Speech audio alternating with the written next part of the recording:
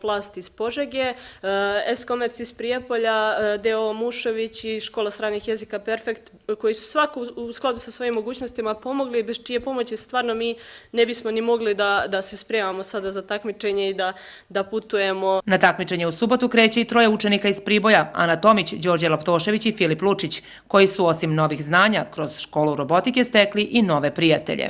Meni su Lego roboti jako zanimljivi i sve to druženje. Jeste, mora mnogo da se radi, ali kad se nešto hoće, može se. Roboti, konstrukcija i programiranje, to je najzanimljiviji deo, a kasnije i nešto malo neke zanimljivosti oko svemira, što je ovogodišnja tema takmičenja.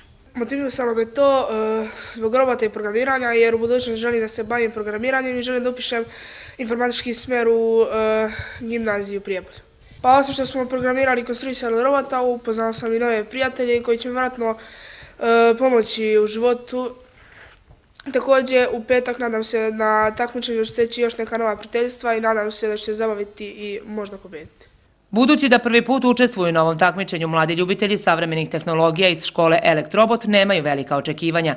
Pred njima će se naći zanimljivi zadaci podeljeni na nivoe koji, osim što zahtevaju znanje, razmišljanje i veštinu, vrednuju i timski rad. Cijelo takmičenje u suštini na kome sada učestvujemo se bazira na konstrukciji Lego robota i programiranju istog i znači u cilju izvršavanja nekih misija koje su napred zadate.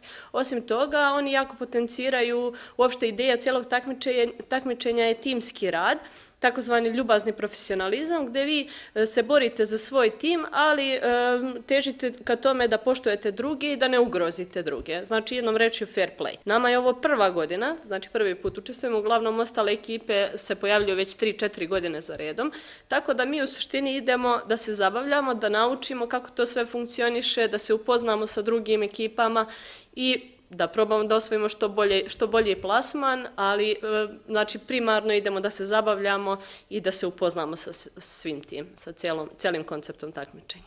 Na predstojećem takmičenju tim Elektrobota očekuje jaka konkurencija, ali verujemo da će tim koji predstavlja zapadnu Srbiju ipak ostaviti utisak i prekaliti se za takmičenja u nekom narednom periodu, u čemu im želimo uspeha i sreće.